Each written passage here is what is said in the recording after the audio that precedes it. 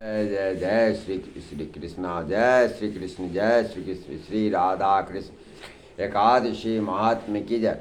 भादो मास के कृष्ण पक्ष की एकादशी, जिसे अजा एकादशी कहते हैं, यह 19 अगस्त को है। दिन मंगलवार 19 अगस्त। इसकी कथा इस प्रकार है। कुंती पुत्र युधिष्ठिर कहने लगे, हे जनार्दन, भादो मास के कृष्ण पक्ष की एकादशी का क्या नाम है तथा उसकी विधि और महात्म्य क्या है। भगवान श्री कृष्ण कहने लगे कि सब प्रकार के समस्त पापों को नाश करने वाली इस एकादशी का नाम अजा एकादशी है। इसके व्रत को करने से मनुष्य सब पापों से मुक्त हो जाता है।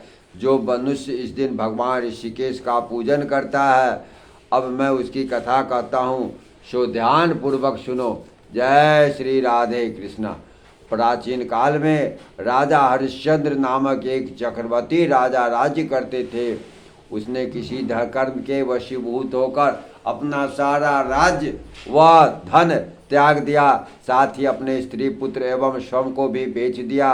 वह राजा चांडाल का दास बनकर सत्य को धारण करता हुआ मृतकों का वस्त्र ग्रहण करता रहा, मगर किसी प्रकार भी सत्य से विचलित नहीं हुआ। कई बार राजा चिंता के समुद्र में डूबकर अपने मन में विचारने लगता कि मैं कहाँ जाऊँ, क्या करूँ जिससे मेरा उद्धार हो। इस प्रकार राजा को कई वर्ष बीत गए। एक दिन राजा इसी चिंता में बैठा हुआ था कि गौतम ऋषि आ गए। राजा ने उनको देखकर प्रणाम किया और अपनी सब दुख भरी कहानी सुनाई।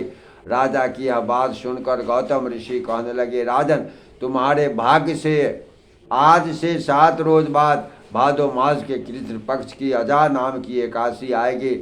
तुम विधि पूर्वक उसका व्रत करो। इस व्रत के प्रभाव से तुम्हारे समस्त पाप नष्ट हो जाएंगे।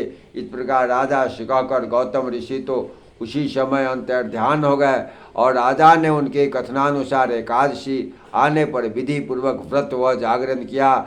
इस व्रत के प्रभाव से राजा के समस्त पाप नाश हो गए। स्वर्ग से बाजे बजने लगे, पुष्पों की वर्षा होने लगी। उसने अपने मृतक पुत्र को जीवित और अपनी स्त्री को वस्त्र तथा आभूषणों से युक्त देखा। इस व्रत के प्रभाव से उसको पुनः राज्य मिल गया और अंत समय में अपने परिवार सहित स्वर्ग को गया। हे राजन, यह सब आजा एकादशी के प्रभाव से ही हुआ है। अतः जो मनुष्य यत्न के साथ विधि पूर्वक इस व्रत को करते हुए रात्रि जागरण करते हैं, उनके समस्त पाप नष्ट होकर अंत में वे स्वर्ग लोक को प्राप्त होते हैं। इस एकादशी के कथा के श्रवण मात्र से अश्वमेध यज्ञ का फल प्राप्त होता है।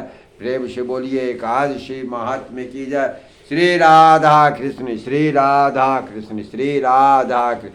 जय जय जय श्री सीताराम, जय जय जय श्री सीताराम, जय जय।